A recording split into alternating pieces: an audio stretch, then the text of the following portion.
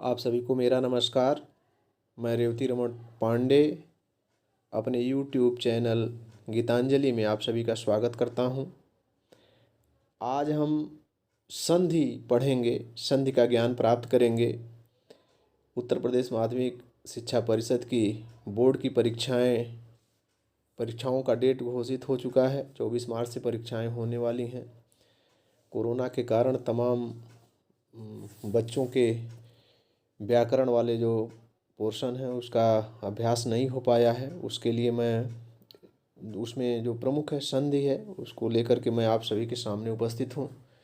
Video में आगे बढ़ने से पहले आप अगर इस YouTube चैनल पर नए हैं तो मेरे वीडियो को सब्सक्राइब कर लें और उसके बगल वाले बेल आइकन के बटन को दबा दें, जिससे नया वीडियो YouTube चैनल पे अपलोड हो तो आप सबको तुरंत प्राप्त हो। संधि। संधि का नाम आप सभी ने सुना होगा। संधि किसे कहते हैं? संधि अर्थात जोड़। जैसे किसी भी जो दो पदार्थ हैं उनको जोड़ा जाता है, वैसे ही जब दो शब्द आपस में मिल जाते हैं उनको हम संधि कहते हैं। लेकिन इसके कुछ नियम होते हैं। वह नियम क्या हैं, उन्हीं के बारे में हम लोगों को पढ़ना है। सबसे पहले हम संधि की परिभाषा जान लेते हैं। साधारण सी परिभाषा है, वर्णों के मेल को संधि कहते हैं। वह वर्ण कैसे मिलते हैं? जब दो शब्द अत्यंत समीप होते हैं तो प्रथम शब्द का अंतिम अक्षर और द्वितीय शब्द का प्रथम अक्षर मिलकर नया रूप धारण कर लेते हैं। इस क्रिया को संधि करना कहते हैं। संधि किए हुए पद को पुनः उसके मूल रूप में लिखने की क्रिया को संधि विच्छेद करना कहते हैं। ज्ञातव्य हो कि प्रथम और द्वितीय शब्दों के अन्य वर्ण यथावत रहते हैं। यह संधि वर्णों के द्वारा स्वर संधि, व्यंजन संधि और विसर्ग संधि के रूप में तीन प्रकार की होती है। स्वर, व्यंजन और विसर्ग। स्वर, व्यंजन और विसर्ग। स्वर संधि जब स्वरों का स्वर से मेल होता है, अर्थात प्रथम शब्द का अंतिम वर्ण और दूसरे शब्द का प्रथम वर्ण कोई स्वर हो और वो जब दोनों वर्ण आपस में मिलते हैं तो उसे जो शब्द का निर्माण होता है उसको स्वर संधि कहते हैं। उदाहरण स्वरूप हिम, धन, आलयः शब्द है। यहाँ हिम में म वर्ण है, म में अ मिला हुआ है और वह अंतिम वर्ण है इस हिम पद का, हिम शब्द का। आलयः भी एक शब्द है और इसका प्रथम वर्ण है आ। यहाँ अ, धन, आ, यह दोनों का मेल होता है तो यह दोनों मिल करके आ हो जाते हैं और हिमालय बन जाता है। तो यह स्वर संधि कहलाती है, क्योंकि इसमें प्रथम पद का अंतिम वर्ण अ है और दूसरे पद का प्रथम वर्ण आ है और दोनों मिल करके आ का रूप धारण कर लेते हैं और हिमालय बन जाता है, जिसको हम संधि कहते हैं। और हिम, धन, आलय जब ऐसा लिखा जाता है तो ये संधि विच्छेद कहलाता है। यानी पदों को अलग अलग करके लिखना संधि विच्छेद कहलाता है। पदों को एक में मिला देना, शब्दों को एक में मिला देना, वह क्या कहलाता है? संधि। संधि करना। तो यह होता है स्वर संधि। इसके बाद आता है व्यंजन संधि। जब व्यंजन का व्यंजन से मेल होता है तो उसको हम व्यंजन संधि कहते हैं। वह व्यंजन संधि कैसे होता है? उसमें पहला जो है सत, धन, चित। सत, धन, चित, यह संधि विच्छेद है। और जब यहाँ देखिए, चूंकि प्रथम पद का अंतिम वर्ण त व्यंजन वर्ण है, जिसके नीचे हलंत चिन्ह लगा हुआ हो उसको हम व्यंजन वर्ण कहते हैं। एक नीचे लकीर खींच दी जाती है, उसको हम व्यंजन कहते हैं। और चित यहाँ च भी व्यंजन है, तो दोनों को जो मिलते हैं तो संधि जब होती है तो यह सच्चित हो जाते हैं, सच्चित, और यहाँ संधि कार्य हो जाता है, तो इसको हम व्यंजन संधि कहते हैं। यह व्यंजन संधि हो गई। इसके बाद विसर्ग संधि आती है। व्यंजन संधि में व्यंजन का व्यंजन से मेल होता है, और विसर्ग संधि में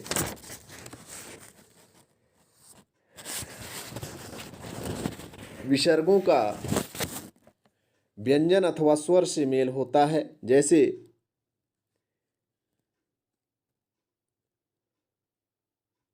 हरि धन चलती,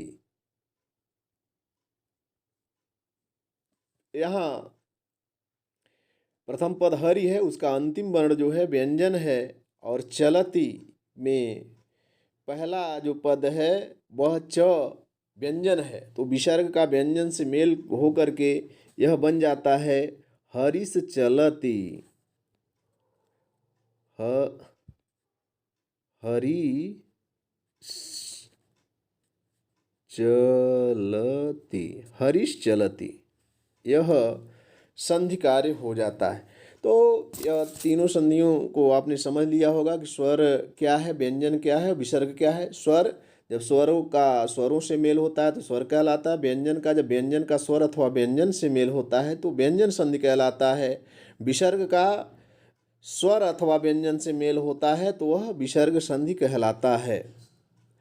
अब हम स्वरों के भेद के बारे में जानेंगे कि जो स्वर संधि होती है उसके कितने भेद होते हैं। वो स्वरों के मुख्यतः 5 भेद होते हैं जो कक्षा 12 तक पढ़ाए जाते हैं, लेकिन इसके 3 अन्य भेद भी होते हैं जिसको हमको जानना है। भेद हम जान लेते हैं और जो पढ़ना है हम लोगों को पाठ्यक्रम में उसको हम उसके बाद शुरू करते हैं। स्वर संधि के भेद, स्वर संधि के भेद।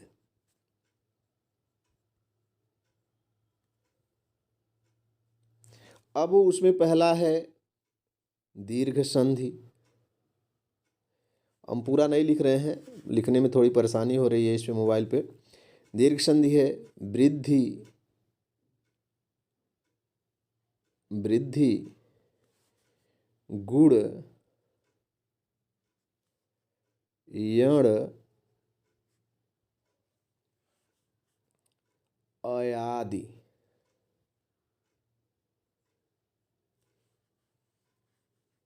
पूर्व रूप, पर रूप, प्रकृति भाव, प्रकृति भाव। तो यह 8 हो गया। दीर्घ 1 2 3 4 5 6 7 8, यह 8 संधियां मुख्य रूप से होती हैं और इनका अध्ययन हाई स्कूल और इंटर के पाठ्यक्रमों में संधि संस्कृत और हिंदी के, संस्कृत के तो किया ही जाता है, हिंदी के जो अनिवार्य संस्कृत वाला खंड है उसमें इन संधियों के बारे में पढ़ा जाता है। इसमें हम अब शुरू करेंगे संधियों के बारे में पढ़ना। और स्वर संधि है, इसमें हम सबसे पहला दीर्घ संधि का अध्ययन करेंगे। देखते हैं दीर्घ संधि कैसे बनती है। दीर्घ संधि,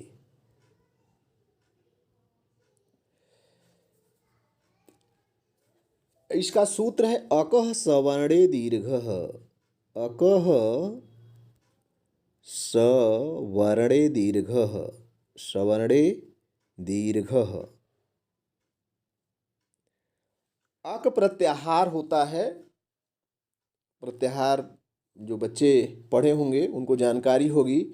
इसमें अ, ई, उ, री, ली, यह 5 वर्ण होते हैं जिनको अक प्रत्याहार कहा जाता है। और इनके जब समान वाला वर्ण इनसे मिलता है तो वहाँ दीर्घ संधि हो जाती है। सवर्ण किसे कहते हैं? वर्ण माने अक्षर को वर्ण कहते हैं। जैसे अ एक अक्षर या वर्ण है और इसके समान वाला वर्ण जब बाद में भी आवे, जैसे मैंने पहले बताया था कि क्या संधि कैसे होती है, तो प्रथम पद का अंतिम वर्ण और दूसरे पद का प्रथम वर्ण जब आपस में मिलते हैं तो वह संधि होता है। और जब प्रथम पद का अंतिम वर्ण कोई स्वर हो और दूसरे पद का प्रथम वर्ण कोई स्वर हो तो दोनों मिलकर के स्वर संधि कहलाते हैं। उन स्वर संधि में पहला दीर्घ संधि है। जैसे अ एक वर्ण है तो इसका सवर्ण क्या होगा, इसका सवर्ण इसके समान वाला अ और आ, ये दोनों इसके सवर्ण हैं। अ भी सवर्ण है, आ भी सवर्ण है, क्योंकि इसी के समान है। अ से आ इसका दीर्घ रूप है आ, इसको ह्रस्व कहते हैं, आ को दीर्घ कहते हैं। इस तरह ई है, ई का सवर्ण भी ई है अथवा दीर्घ ई है। उ ह्रस्व उ अथवा दीर्घ उ इसके सवर्ण हैं। री, री के भी री अथवा दीर्घ जो री होता है वह सवर्ण है। री का कोई सवर्ण नहीं होता है, री ह्रस्व का ही प्रयोग होता है, मैंने इसका सवर्ण का प्रयोग होता है, लेकिन री का दीर्घ नहीं होता है, केवल ह्रस्व में ही इसका प्रयोग होता है। तो यह तो हो गया आपका सवर्ण, माने जब प्रथम वर्ण प्रथम पद का अंतिम वर्ण अ ई उ री में से कोई वर्ण हो और उसके बाद वाला जो पद आता है उसका प्रथम वर्ण भी अ ई उ री में से कोई हो, तो यह क्या हो जाते हैं, दीर्घ हो जाते हैं। दीर्घ का मतलब बड़ा वाला रूप हो जाता है। जैसे अ धन अ अगर आते हैं, नहीं प्रथम पद का अंतिम वर्ण अ है, दूसरे पद का अंतिम वर्ण अ है, तो दोनों मिलकर के आ हो जाते हैं। इसी तरह से पहले पद का अंतिम वर्ण ई है, दूसरे पद का अंतिम वर्ण ई है, तो दोनों मिलकर के दीर्घ हो जाते हैं। इसी तरह से अन्य भी होते हैं। ऊ का भी इसी तरह से होता है, ऊ धन ऊ बराबर ऊ। री का भी इसी तरह से होता है, री धन री, ये बराबर री हो जाता है, दीर्घ हो जाता है। तो अब इसके अ या आ भी रहेगा, यहाँ पर अ है और यहाँ आ रहेगा तभी आ होगा। ई, यहाँ दीर्घ ई रहेगी तभी दीर्घ इसका ई होगा। ऊ अथवा ऊ रहेगा तो यहाँ दीर्घ ऊ ही होगा। यह दीर्घ होना माने बड़ा रूप हो जाना होता है, इसको इसी कहते हैं, यही कहते हैं दीर्घ माने बड़ा, थोड़ा सा उसके आकार में वृद्धि हो जाती है। जैसे अ है, इसके उच्चारण में हमको कम समय लगता है, आ उच्चारण में ज़्यादा समय लगता है, तो आ दीर्घ कहलाता है, अ ह्रस्व कहलाता है। तो ह्रस्व अ अथवा दीर्घ अ जब दोनों आपस में मिलते हैं अथवा दीर्घ अ और ह्रस्व आ दोनों में मिलते हैं तो उनको क्या हो जाता है, दीर्घ आ। उसी तरह से दीर्घ ई और दीर्घ ई अथवा ह्रस्व ई जब दोनों मिलते हैं तो क्या हो जाता है, ई, दीर्घ ई हो जाता है। उसी तरह से यह सब होते हैं। हम फिर इसके आगे देखते हैं, या इसको हम इस तरह से भी कह सकते हैं कि ह्रस्व या दीर्घ,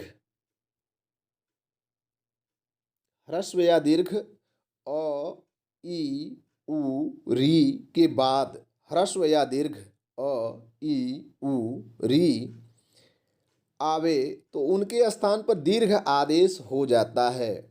अब इसका उदाहरण हम देखते हैं कैसे। जब पहला हम उदाहरण देखते हैं, अ या आ के बाद अ या आ आने पर, अ या आ के बाद अ या आ आने पर कैसे होता है। जैसे धन धन अर्थी, हम उदाहरण देखें, धन धन अर्थी। अब यहाँ देखते हैं कि न में अ जो मिला हुआ, जब इसके नीचे अगर न के नीचे यह हलंत चिन्ह लग दिया जाए तो यह अ नहीं रहेगा, अ निकल जाएगा। और जब हलंत नहीं लगा रहता है तो मतलब इसके नीचे यह इसके आगे अ जुड़ा हुआ है। तो यहाँ न का अ और अर्थी का अ, दोनों मिलकर के हो जाते हैं आ। और जब हम इसको मिलाते हैं तो और मिलकर के आ हो जाते हैं, तो क्या रूप बन जाता है, शब्द का निर्माण होता है धनार्थी। क्या होता है, धनार्थी। धन धन अर्थी, धनार्थी। धन का अकार अंतिम वर्ण अकार और अर्थी का प्रथम वर्ण अकार दोनों मिलकर के आ बन जाते हैं, रूप बन जाता है धनार्थी। अब इसके आगे हम देखते हैं अगला, जैसे दैत्य धन आकारः। दैत्य धन आकारः। दैत्य धन आकारः। यहाँ जो दैत्य है प्रथम पद है, इसका अंतिम वर्ण अकार है और आकार में जो पहला वर्ण है आ है, तो यह अ और आ दोनों मिलकर के आ हो जाते हैं। इसका कारण यह है, दीर्घ तभी होता है जब सवर्ण होते हैं, अ या आ। या इसको सारी इसको बराबर कर देते हैं, बराबर है।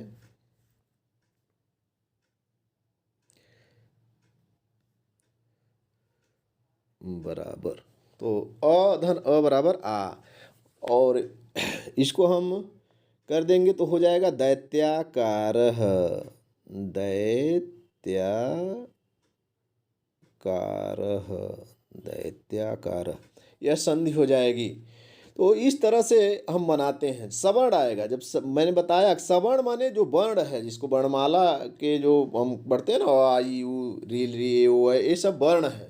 और जब एक समान वर्ण आते हैं, पहले पद का अंतिम वर्ण भी और दूसरे पद का पहला वर्ण, दोनों जब सवर्ण होते हैं तो दोनों को मिलकर के उसका दीर्घ रूप हो जाता है। इसमें भी हो गया दैत्याकार।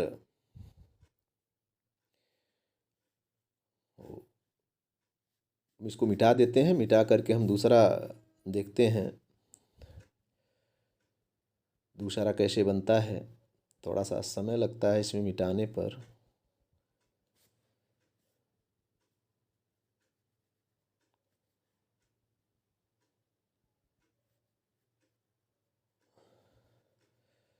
क्योंकि वाइट बोर्ड इत्यादि नहीं है, मैं बच्चों को समझाने के लिए अपने मोबाइल स्क्रीन का ही उपयोग कर रहा हूँ, तो इसमें थोड़ा समय लगता है। बच्चों इसको धैर्य रखेंगे। इसी तरह से विद्याधन अर्थी। विद्या धन अर्थी, यहाँ भी अब चूंकि पहले पद का अंतिम वर्ण आ है, दूसरे पद का प्रथम वर्ण अ है, दोनों मिलाकर के आ रूप ही होता है और यह संधि हो जाती है विद्यार्थी।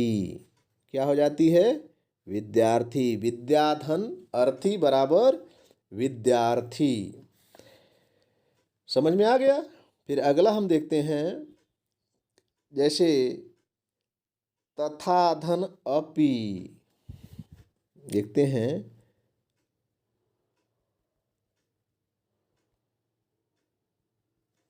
तथा धन अपि।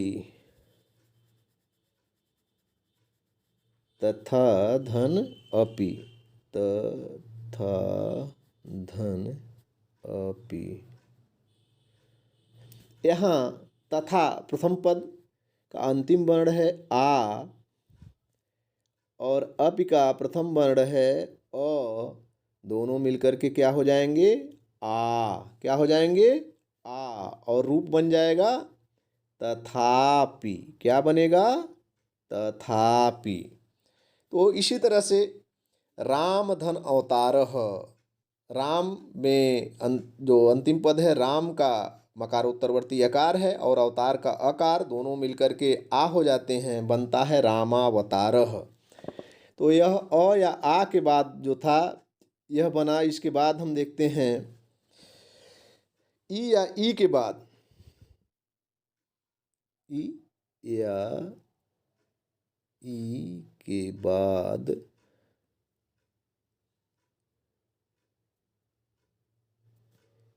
ई या ई आने पर। ई या ई के बाद ई आने पर क्या रूप बनता है? जैसे क्षितिधन ईशः, क्षिति धन ईशः। अब यहां भी देखो, क्षिति जो प्रथम पद है इसका अंतिम वर्ण त के बाद वाला इकार है, यह ह्रस्व ई है, और ईशः में जो प्रथम वर्ण है वह दीर्घ इकार है, और यह दोनों जब जुड़ते हैं आपस में तो दीर्घ हो जाता है, और यह दीर्घ का रूप यह होता है। और जब हम इसको संधि कर देते हैं तो इसको इस तरह लिखते हैं, क्या? क्षितीशः। क्या लिखते हैं? क्षितीशः। क्षितिधन ईशः, क्षितीशः। गिरिधनीशः, गिरीशः। गिरिधनीशः भी इसी तरह से हो जाएगा, गिरि धन ईशः। यहाँ ई धन ई, ह्रस्व ई धन दीर्घ ई बराबर दीर्घ ई ही होता है, और इसको भी हम इस तरह से लिखते हैं, गिरीशः। रवि धनेन्द्रः, रविन्द्रः। तमाम तरह के वो बनते हैं, तो इस तरह से हमको देखना चाहिए। श्रीधन ईशः, श्रीशः।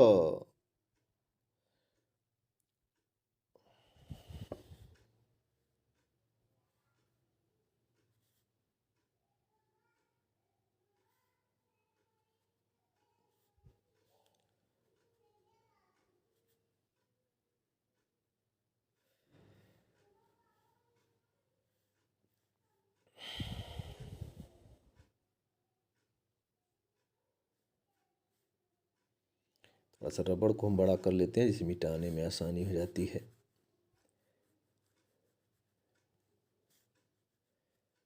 मिट गया अब।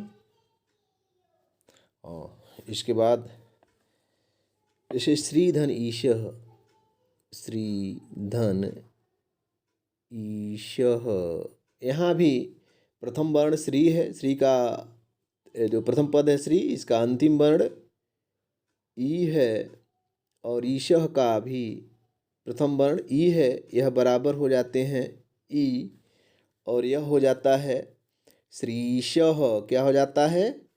श्रीशः। इसी तरह से हम देखेंगे रवि धन इंद्रः, रविन्द्रः। तमाम लोग रविंद्र शब्द गलत लिखते हैं, रविंद्र छोटा ई की मात्रा वो पे लगा देते हैं, लेकिन वह नहीं होता है। क्यों? क्योंकि संधि कार्य में दीर्घ होता है। जैसे रवि धन इंद्रः, यह हो गया। अब यहाँ रवि जो प्रथम पद है इसका अंतिम वर्ण है ई, और इंद्र भी ई है, दोनों मिल करके दीर्घ ई हो जाते हैं, और यह हो जाता है रविन्द्रः, रविन्द्रः।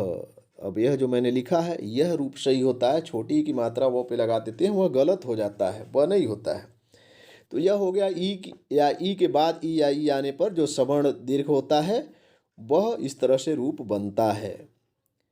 अगला हम देखते हैं ऊ या ऊ आने के बाद,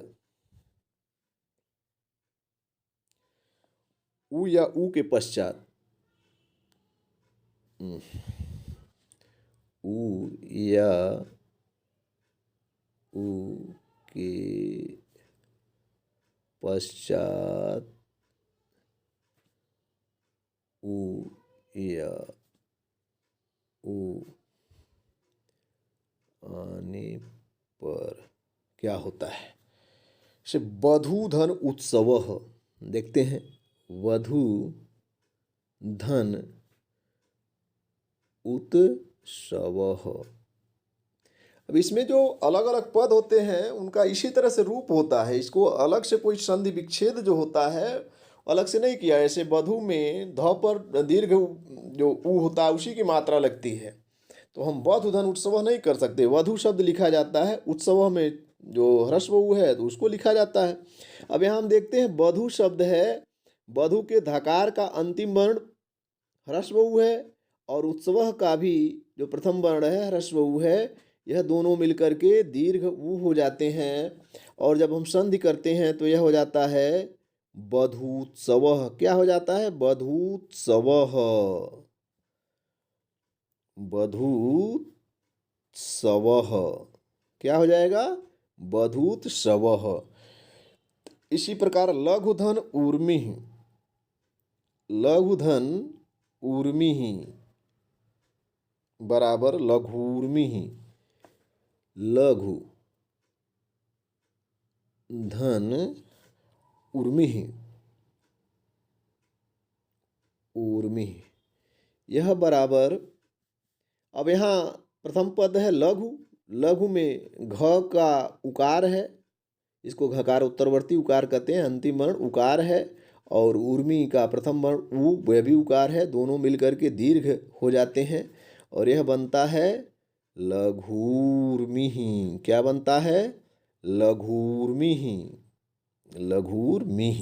इस तरह से यह रूप बनता है लघूर्मिः। तो यह हो गया भानुधन उदयः, भानु धन उदयः।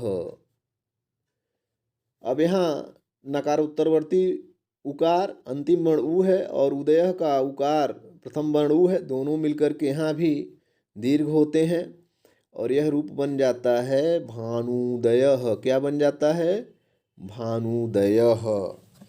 तो यह हो गया ऊ या ऊ के पश्चात। इसके बाद री का भी आता है। री या री के पश्चात जो वर्ण आते हैं उनको हम देख लेते हैं। कैसे? री या री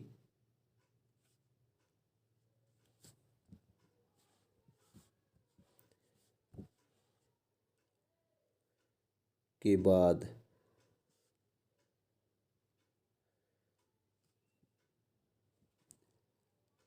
री या री आने पर क्या होता है हम देखते हैं। जैसे मातृधन ऋणम, बहुत पूछता है यह दोनों, मातृधन ऋणम पितृधन ऋणम, यह सब पूछता है, प्रश्न बहुत आते हैं इस तरह के। तो यह जब प्रश्न पूछता है तो इसको हमको ध्यान से देना चाहिए। जैसे मातृधन ऋणम, ऋणम यह हो जाएगा मातृ त है, त पर री की मात्रा लगी हुई है, यह पहला पद है, पहले पद का अंतिम वर्ण क्या है? री है। और दूसरे पद का प्रथम वर्ण भी री है, तो यह ह्रस्व री है। दोनों मिलकर के दीर्घ री में परिवर्तित हो जाते हैं, सवर्ण दीर्घ हो जाता है और यह हो जाता है मातृणम। क्या हो जाता है? मातृणम। बहुत ध्यान से इसको पढ़िएगा, यह जरूर पूछता है, सवाल आता है परीक्षा में, बार बार पूछा जाता है, प्रश्न आता है। दीर्घ संधि में मातृणम ऋकार का रूप जरूर पूछा जाएगा। तो इस तरह से यह रूप बनता है। इसके बाद एक उदाहरण और देख लेते हैं। इसी तरह से पितृधन ऋणम भी बनता है, उसको हम देख लेते हैं।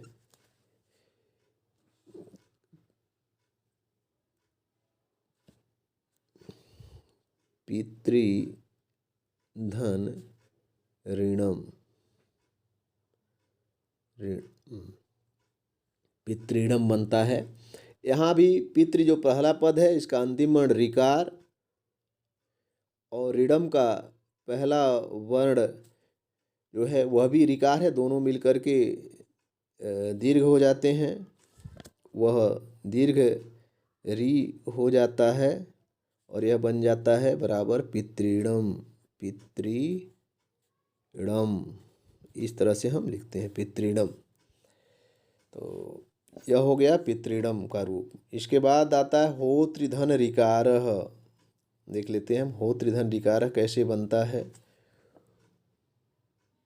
होतृधन ऋकारः यह बनता है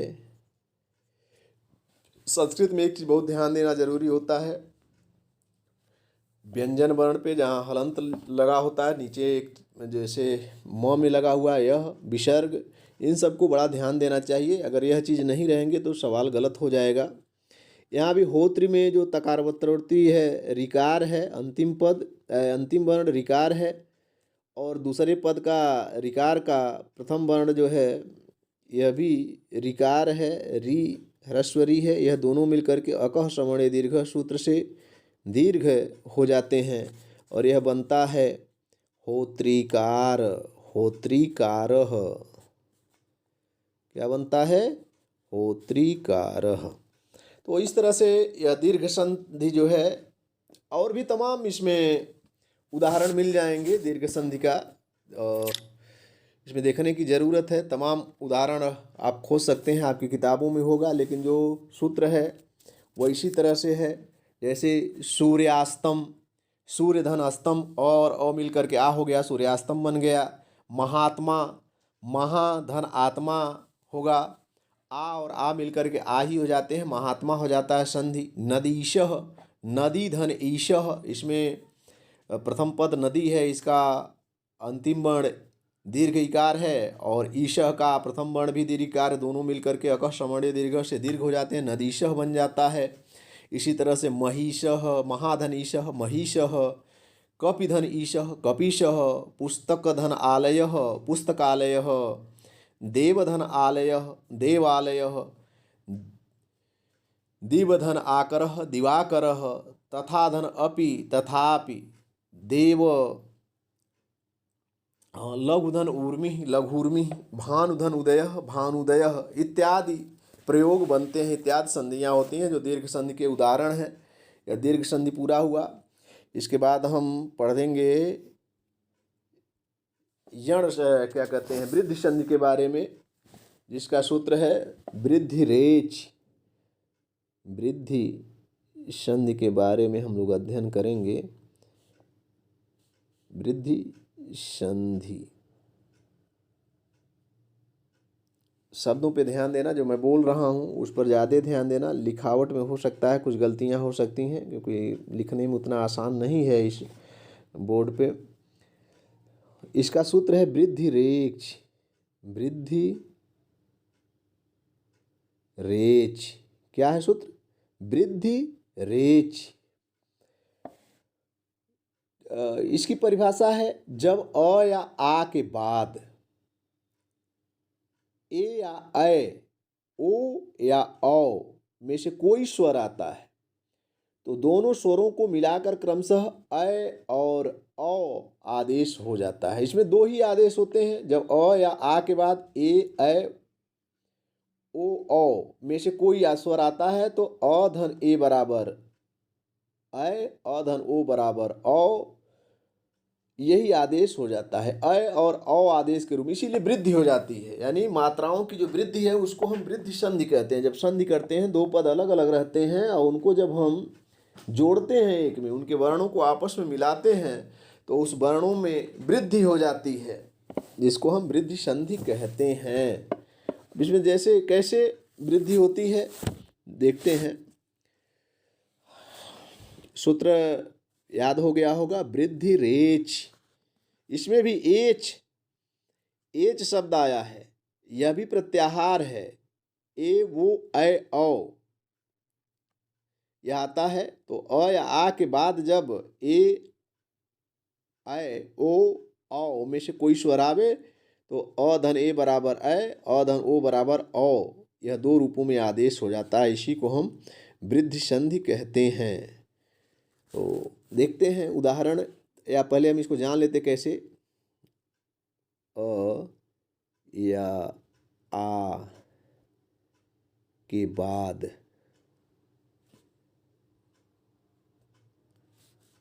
ए या ऐ, ओ या औ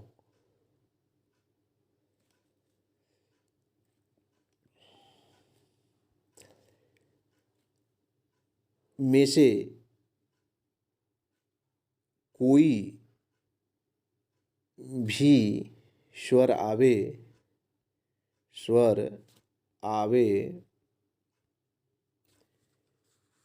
तो दोनों स्वरों को मिलाकर दोनों स्वरों को मिलाकर क्रमशः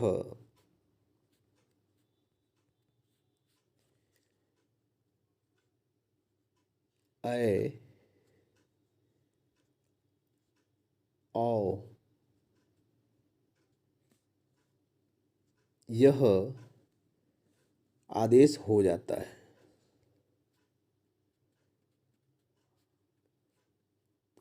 इसको हमको समझने की आवश्यकता है कि जब अ या आ के बाद ए या ऐ, ओ या औ में से कोई भी स्वर आवे तो दोनों स्वरों को मिलाकर क्रमशः ऐ और औ। ऐ भी वृद्धि है, एक मात्रा है तो ऐ द्वि मात्रा है, औ एक मात्रा है तो ओ एक मात्रा है तो औ जो है द्वि मात्रा, यानी उसकी मात्राओं में जो वृद्धि होती है उसी को हम वृद्धि संधि कहते हैं।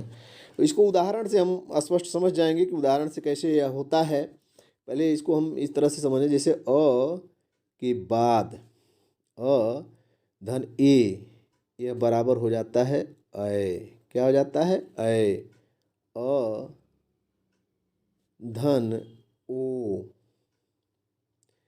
बराबर औ। अब यह अ या आ भी हो सकता है, अ या आ भी हो सकता है, लेकिन उसके बाद ए और ऐ भी आए। जैसे ऐ आएगा तभी ऐ होगा, औ आएगा तभी अ होगा। तो अ धन ए बराबर ऐ, अ धन ऐ बराबर ऐ, अ धन ओ बराबर औ, अ धन औ बराबर औ, यह होता है। इसको हम उदाहरण के रूप में समझेंगे, जैसे एक धन एकह, एक धन एकह। अब यहाँ जो प्रथम पद एक है, इसका अंतिम वर्ण क्या है? अ। और जो अंतिम पद है उसका प्रथम वर्ण क्या है? ए।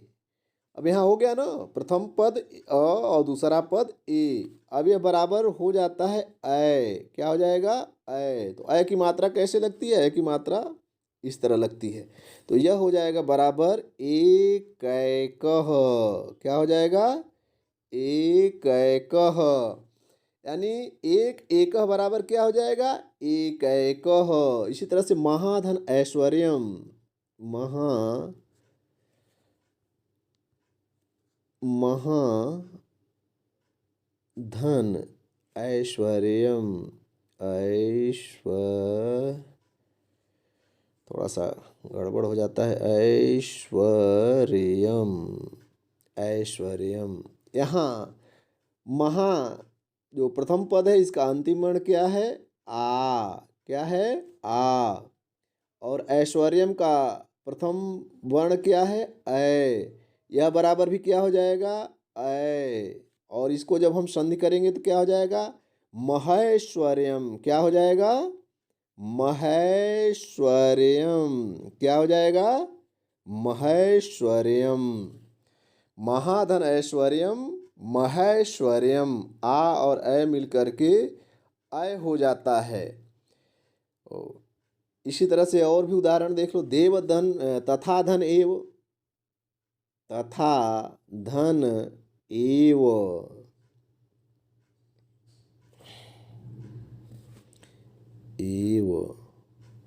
यहाँ भी तथा जो प्रथम पद है इसका अंतिम वर्ण आ और एव का प्रथम पद ए। प्रथम पद जो एव अंतिम पद है उसका प्रथम वर्ण ए बराबर हो जाएंगे ऐ। और जब इसको हम संधि करेंगे तो यह हो जाएगा तथैव। क्या हो जाएगा? तथैव। तथैव होकर के वृद्धि, तो मात्राओं की वृद्धि हो गई। आ और ए बराबर ऐ। जल धन ओघ, जल धन ओघ, यह जल का जो जल है प्रथम पद, इसका अंतिम वर्ण अ और ओघ का प्रथम वर्ण है ओ, अ और ओ बराबर औ। यह हो जाएगा जलौघः, जलौघः, जलौघः। फिर इसी तरह से अन्य भी उदाहरण होंगे। समय धन औचित्यम, समय धन औचित्यम बराबर, यहाँ समय है, समय का अंतिम वर्ण अ और औचित्यम का प्रथम वर्ण औ बराबर, दोनों मिलकर के हो गए औ। और संधि हो गया समयौचित्यम। क्या हो गया? समयौचित्यम। क्या हो गया? समयौचित्यम। तो दीर्घ संधि इस प्रकार बनता है, यानी जब अ या आ, प्रथम पद का जो अंतिम वर्ण वह अ या आ हो और दूसरे पद का अंतिम प्रथम वर्ण ए या अ हो, तो अ धन ए या अ या आ धन ए या अ मिल करके अ या आ धन ओ या औ मिल करके औ बन जाते हैं और इसको हम वृद्धि संधि कहते हैं। क्या कहते हैं? वृद्धि संधि हम इसको कहते हैं।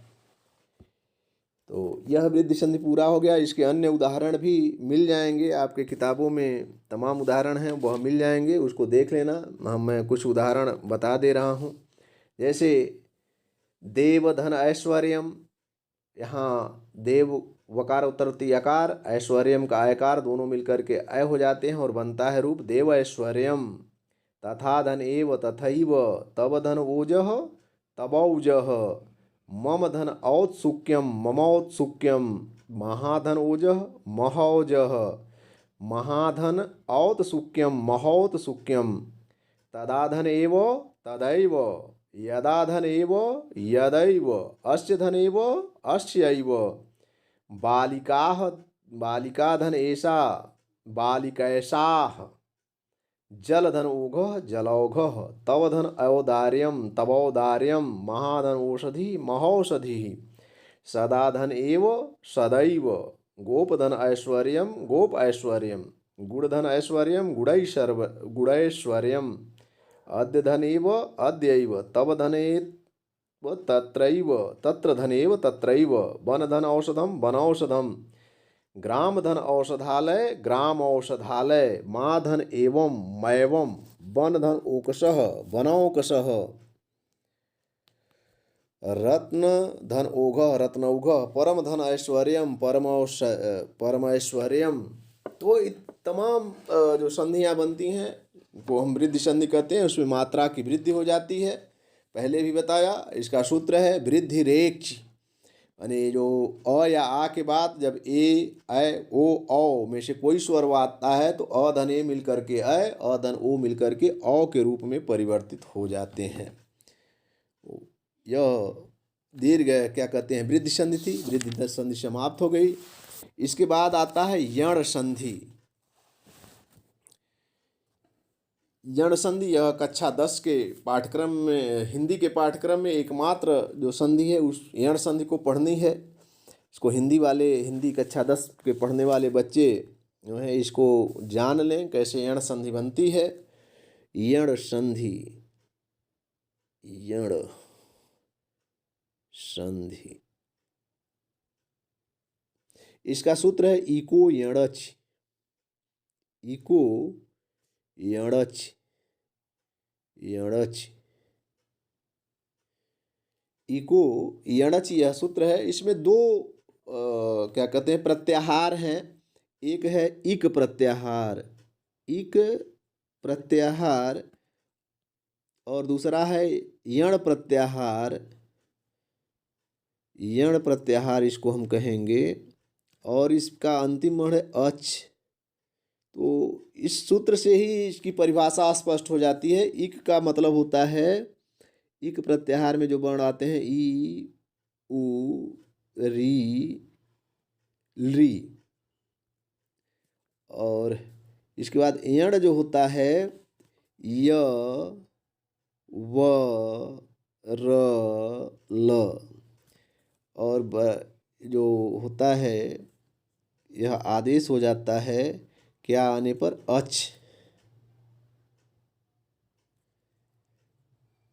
अच, अच जब परे रहता है, बाद में रहता है। अच माने होता है स्वर, अ, ई, उ, री, री, ए, ओ, ऐ, औ। इसमें इसको स्वर कहते हैं। कोई भी स्वर होता है, असमान स्वर जब आए, समान स्वर आएगा तब तो दीर्घ संधि हो जाएगा। क श्रवण दीर्घ से असमान स्वर आए माने ई है, वो बाद वाला जो वर्ण होगा वह ई नहीं आना चाहिए, ऊ है तो ऊ नहीं आना चाहिए, क्योंकि जब समान स्वर आएंगे तो वहाँ दीर्घ संधि हो जाएगी। असमान जब स्वर आएगा तो वहाँ यण संधि होगी।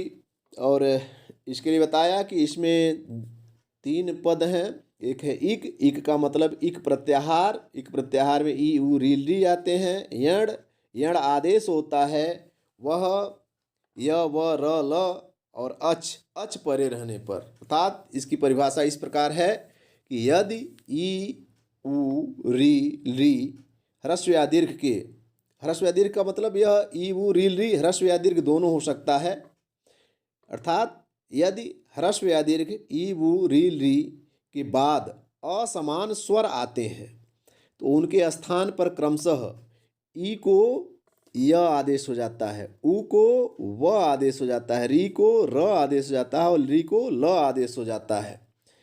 तो यह होता है, अर्थात ई, उ, री के बाद कोई असमान स्वर आए तो ई को य, उ को व, री को र, री को ल आदेश हो जाता है। यह आदेश हम इसको संधि माने इसके उदाहरण के रूप में इसको हम समझेंगे कैसे यह होता है आदेश।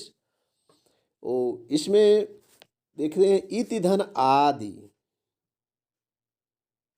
यण संधि में इति धन आदि।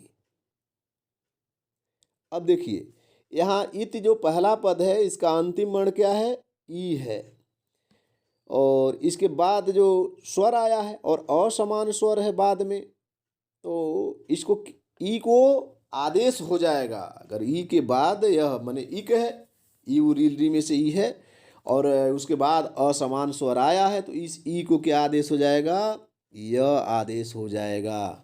और यह आदेश हो जाने पर इसको इस तरह से लिख रूप बनेगा, ई, त, य, धन आदि। और हम जो संयुक्त व्यंजन होते हैं उसको जोड़ देते हैं तो यह जो बनता है रूप बनेगा या शब्द निर्माण होगा इत्यादि, इत्यादि। इसी तरह से स्वागतम, स्वागतम, स्वागतम क्या है, स्वागतम। अब इसका हम संधि विच्छेद करेंगे तो यह हो जाएगा सु, सु, धन आगतम, आगतम, सुधन आगतम बराबर स्वागतम होता है। यहाँ स का अंतिम वर्ण उकार और असमान स्वर आया आ, आगतम का आ और स का अंतिम वर्ण उ।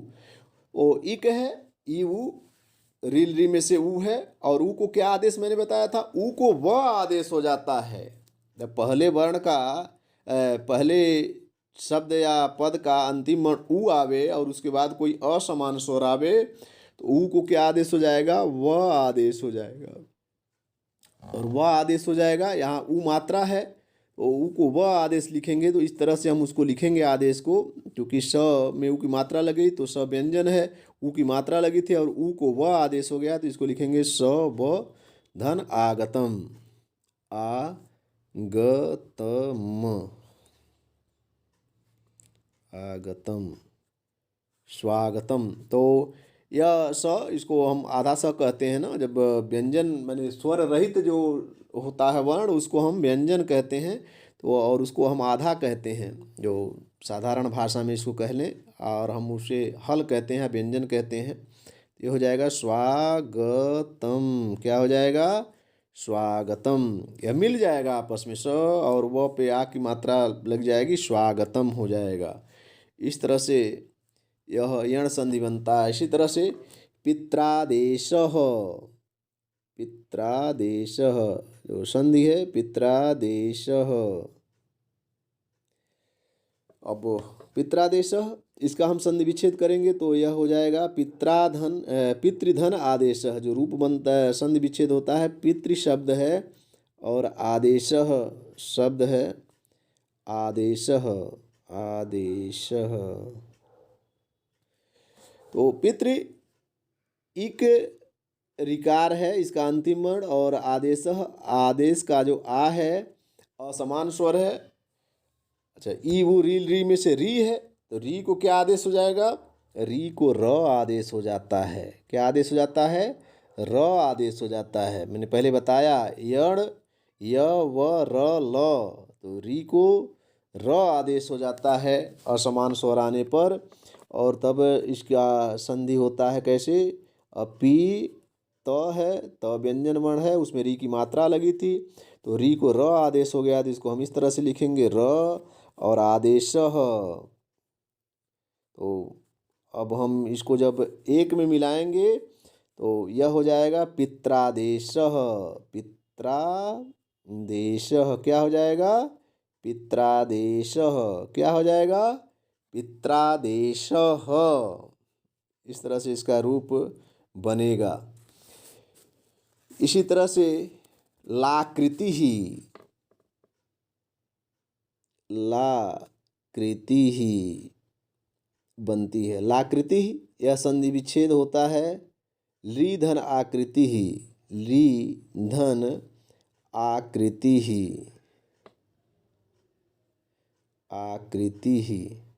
अब ली जो है, ली को ल आदेश होता है, यह ली है ना, तो इसके बाद अब कैसे इसको हम लिख लेंगे? ली भी स्वर में गिनती होती है। हिंदी वाले बच्चे ज़्यादा नहीं समझ पाते हैं, क्योंकि हिंदी में ली का प्रयोग लगभग नहीं होता है। तो ली जो होता है इसको ये क्या है? इक है। इक का अंतिम वर्ण जो है ली है, और ली को क्या आदेश होता है? समान स्वर आने पे ल आदेश हो जाता है। क्या आदेश हो जाता है? ल आदेश हो जाता है। तो ल धन आ बराबर ला, और कृति शब्द है तो लाकृति हो जाएगा, लाकृति ही। तो ली धन आकृति बराबर क्या हो जाएगा? लाकृति ही। क्या हो जाएगा? लाकृति ही। इसी तरह से मातृधन आज्ञा, ये सब बहुत पूछते हैं, प्रश्न पूछे जाते हैं। मातृधन आज्ञा, मातृधन आज्ञा ये बराबर, अब मातृ त का जो प्रथम पद है त, उसका अंतिम वर्ण ऋकार री है, और आज्ञा का प्रथम वर्ण आ स्वर है और असमान स्वर्ण है, अर्थात सवर्ण नहीं है, तो री को र आदेश हो जाता है, और आ ओ, तो इसको हम इस तरह से लिखेंगे, माँ त री को र आदेश हो गया तो लिखेंगे र धन आज्ञा। अब इसको हम जोड़ देंगे तो हो जाएगा मात्राज्ञा, त और र जोड़ेंगे तो त्र हो जाएगा, और आज्ञा का आकार इस पे आ जाएगा, मात्राज्ञा।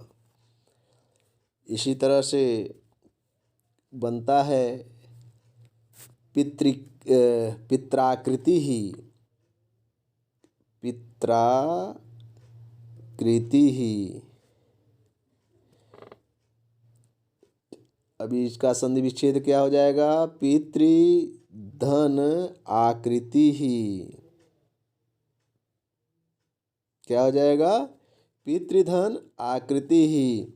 तो यहाँ भी पितृ शब्द है प्रथम पद, इसका अंतिम वर्ण ऋकार री है, और आकृति का प्रथम वर्ण आ, तो री को क्या आदेश हो जाएगा? री चूंकि इक है, ई उ री री इक है, इक को री को र आदेश हो जाएगा, और आ होगा, तो यह क्या हो जाएगा? इसको हम इससे लिखेंगे पी त र, और धन आकृति ही।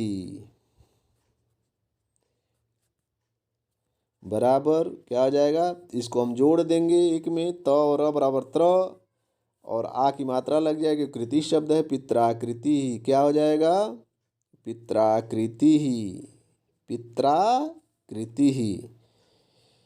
तो यह संधि बनता है। इसके बाद तमाम है, दधिधन आनय, दध्यानय, प्रतिधन उत्तरम, प्रत्युत्तरम, अतिधन अत्याचारः, अत्याचारः, अतिधन अंतः, अत्यंतः, प्रतिधन एकः, प्रत्येकः, इतिधन अत्रः, इत्यत्रः, अतिधन अधिकम, अत्यधिकम, यदिधन अपि, यद्यपि, देवी धनाज्ञा, देव्याज्ञा, उपरिधन उक्तम, उपर्युक्तम, नारी धन उपदेशः, नार्युपदेशः, मनुधन अंतरः, मनवंतरः, गुरुधन आदेशः, गुरुवादेशः, वधुधन आगमनम, वधु आगमनम। इसी तरह से ढेर सारे प्रयोग यण संधि में बनते हैं। इसको आप लोग देख सकते हैं कैसे यण संधियों का निर्माण होता है। यण संधि के बाद आता है गुण संधि। गुण संधि किसे कहते हैं? इसका सूत्र है आद गुणः। क्या सूत्र है? आद गुणः। गुण संधि सूत्र है आद गुणः। अत एंग च गुण संज्ञः स्यात्। कहते हैं कि यदि अ या आ के बाद ई उ रील री आते हैं तो दोनों मिलकर के ए ओ अर और अल गुण हो जाता है। कैसे इसको हम लिख लेते हैं, जैसे अदेंग, अतेंग च गुण संज्ञः स्यात् कहते हैं, अदेंग कहते हैं। अ या आ के बाद, अ या आ के बाद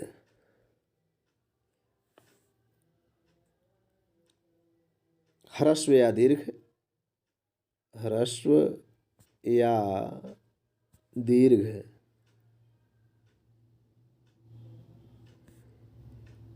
ई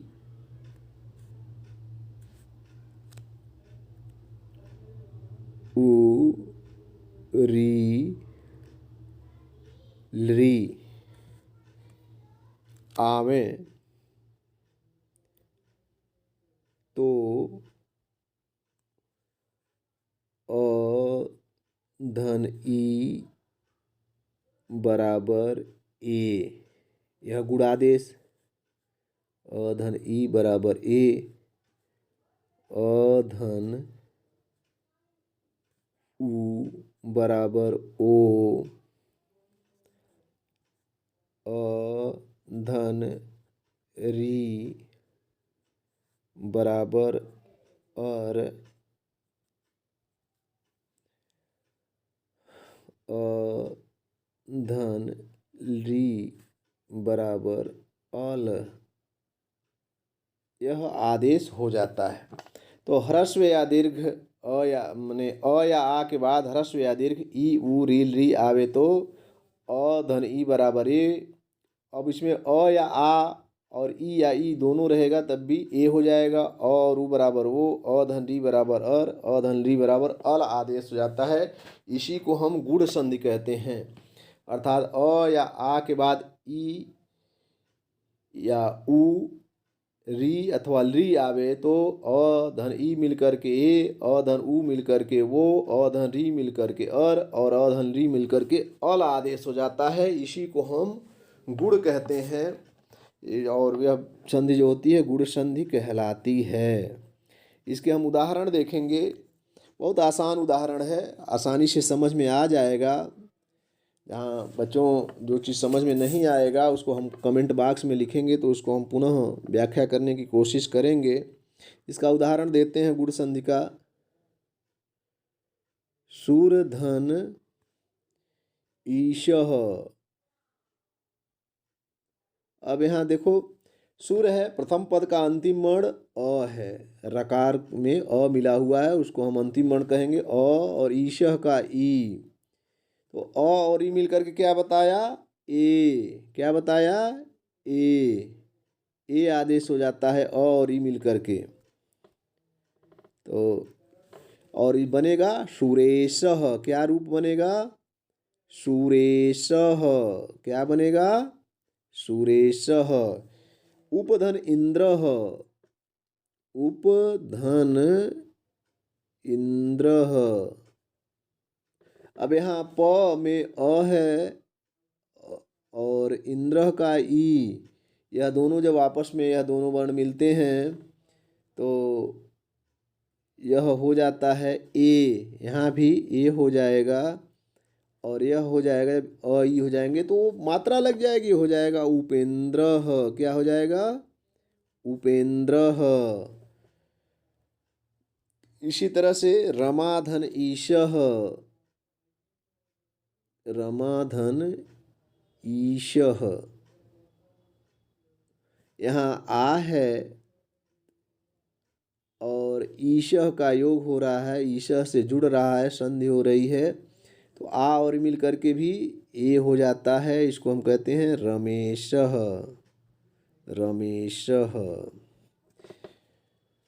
महाधन उत्सवः, महाधन उत्सवः, यहाँ भी आ, प्रथम पद का अंतिम वर्ण हकार उत्तरवर्ती आकार आ, और उत्सव का उकार, यह आ और उ मिल करके ओ आदेश हो जाएगा और यह बनेगा महोत्सवः, क्या हो जाएगा, महोत्सवः। ओ यह रूप बनता है। इसी तरह से महाधन ऋषि ही, महाधन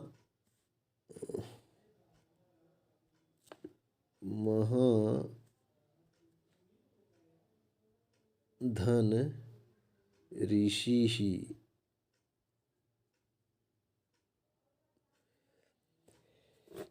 अब महा का हकार उत्तरवर्ती आकार है और इसका योग हो रहा है ऋषि के रिकार से, जो ऋषि पद है उसका प्रथम वर्ण रिकार है, दोनों जब आपस में इसको हम जोड़ेंगे आ और ई मिल करके और आदेश, री मिल करके और आदेश होता है, ओ हो जाएगा और हो जाएगा, तो इसको हम लिखेंगे महर्षि, आ और री मिल करके हो जाएगा महर्षि, क्या हो जाएगा, महर्षि, महर्षि ही।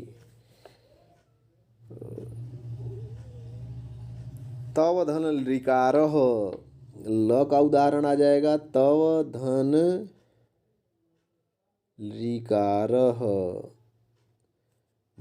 तो यहाँ तव जो प्रथम पद है उसका अंतिम वर्ण अ, बकार उत्तरवर्ती आकार है, इसको अ लिखेंगे, ऋकारः का ऋकार है, अधन ली मिलकर के अल आदेश हो जाते हैं और रूप बन जाता है, तो अल लिखेंगे, तवल्लकारः लिखेंगे, क्या लिखेंगे, तवल्कारः, तवल्कारः, यह हो जाएगा तवल्कारः। इसी तरह से नरधन इंद्र, नरेंद्र, सूर्यधन उदय, सूर्योदय। तो स्पष्ट हो गया कि अ या आ के बाद ह्रस्व या दीर्घ ई उ री ली आवे, तो अधन ई मिल करके ए, अधन उ मिल करके वो, अधन री मिल करके अधन री मिल करके अर और अधन री मिल करके अल आदेश हो जाता है, संधि कार्य, इसको हम गुण संधि कहते हैं, यह संधि कार्य होता है।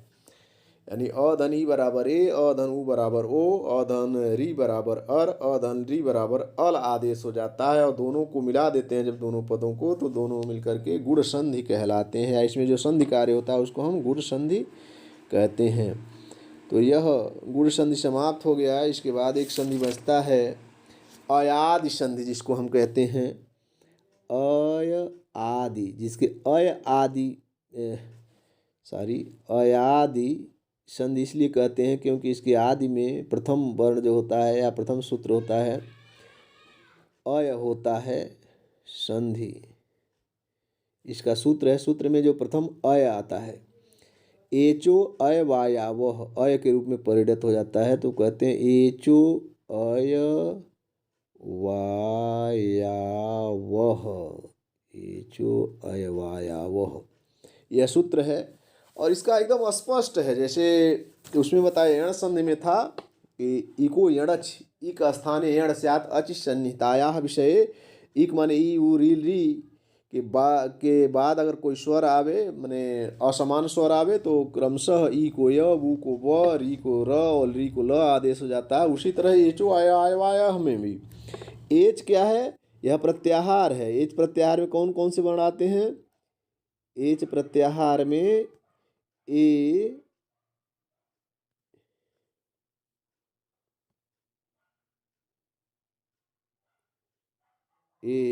ओ ऐ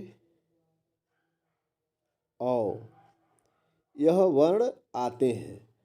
और इनको क्या होता है, जब कोई स्वर आता है इसके बाद, यानी एच प्रथम पद का अंतिम वर्ण एच हो, यानी ए वो ऐ औ में से कोई वर्ण हो और उसके बाद कोई स्वर आ जाए, तो इनको क्या आदेश होता है? तो कहते हैं अय, आओ,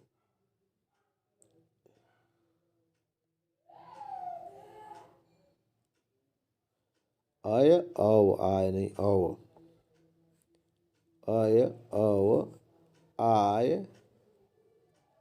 आओ, यह क्रमशः आदेश हो जाता है। तो ये जो अय वायावह सूत्र, जो अयादि है, अय आदि है, माने आदेश जो होता है अय आदि आदेश होता है, इसीलिए इसको हम अयादि संधि कहते हैं। यह सूत्र है ये जो अय वायावह, क्रमशः ए को अय, ओ को औ, अय को आय और औ को आव आदेश हो जाता है कोई स्वर रहने पर।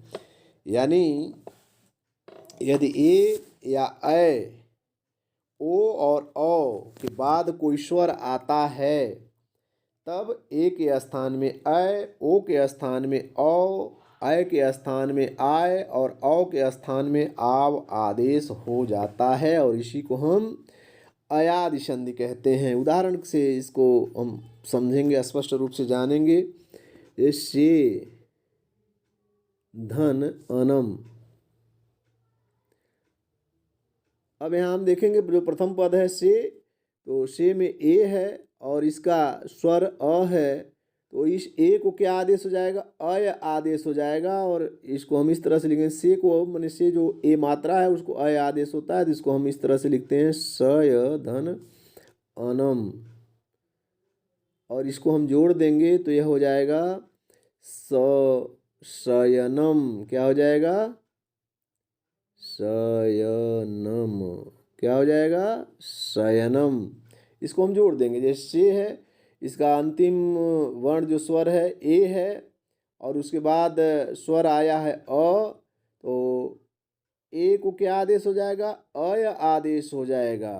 तो देखो यहाँ स, ए को अय आदेश और अनम बराबर हो गया शयनम। क्या हो गया? शयनम। इस तरह से संचेनम, संचेनम, संचे धन अनम, यह हो जाएगा। यहाँ भी संचय पद है, इसका अंतिम वर्ण है ए और उसके बाद अनम का अ स्वर है, इस ए को क्या आदेश हो जाएगा? अय आदेश हो जाएगा। तो इसको कैसे लिखेंगे? संच अय धन अनम। अब इसको जोड़ देंगे तो हो जाएगा संचयनम। क्या हो जाएगा? संचयनम। क्या हो जाएगा? संचयनम। तो इस तरह से इसका रूप बनेगा। इसके बाद है भोधन अनम, बोधन अनम। अब भो में ओकार है और अनम का आकार स्वर है। ओ को क्या आदेश बताया गया था? ये जो अयवायावह से ओ को अव आदेश बताया गया था। ये हो जाएगा भ अव धन अनम। क्या हो जाएगा, संधि बनेगा तो भ अव भव अनम भवनम। क्या हो जाएगा, भवनम। क्या बन जाएगा, भवनम। इसके बाद है पो धन अनह। पो धन अनह। अब यहाँ पो है उकार, जो पहला पद है उकार है, ओ धन अनह। इसको अनह नहीं लिखेंगे, ओ धन अ। उकार को क्या आदेश हुआ, एचो अवायाव सूत्र से ओ को क्या आदेश होता है, अव आदेश होता है। तो अव आदेश हो जाएगा प अव अनम। अनम अनम नहीं, अनह है, अनह पवनह। यह हो जाएगा पवनह पवनह। क्या हो जाएगा, पवनह पवनः। इस तरह से नायकः नई धन अकः, नय धन अकः। न में अय है अंतिम वर्ण, इसको लिखेंगे अय धन अ। अब अय को क्या आदेश हो जाता है, आय। तो न आय धन अकः। नायकः न आय नाय अकः, नायकः। क्या हो जाएगा, नायकः। यह होता है, क्या हो जाएगा, नय धन अकः बराबर नायकः। इसी तरह से पौ धन अकः बराबर पावकः बनता है। पव धन अकः। अब यहाँ पौ में अव है, अव को अव अंतिम वर्ण है और अकह से इसका संयोग हुआ अकह का आकार से, तो अव को क्या आदेश हो जाता है, आव आदेश हो जाता है और यह अकह रहता है। ओ प धन आव धन अकह बराबर क्या हो जाए, प धन आव बराबर पाव अकह पावकह। क्या हो जाएगा, पावकह पावकह। पावकह बन गया। तो इसी तरह से यह रूप बनता है, तमाम है। नय धनकः नायकः, पो धन अनः पवनः, गय धन अनम गायनम, श्री श्रौ धन अकः श्रावकः, पौ धन अनः पामनः, गई धन अकः गायकः इत्यादि रूप बनते हैं। तमाम प्रयोग इसके सिद्ध होते हैं। और यह जो 5 मुख्य संधियाँ थी, इसकी व्याख्या पूरी हुई। आपको अच्छा लगा हो तो इसको लाइक करें, इसको कमेंट करें और अधिक से अधिक शेयर करें, जिससे इसका लाभ अधिक से अधिक बच्चे उठावें। धन्यवाद।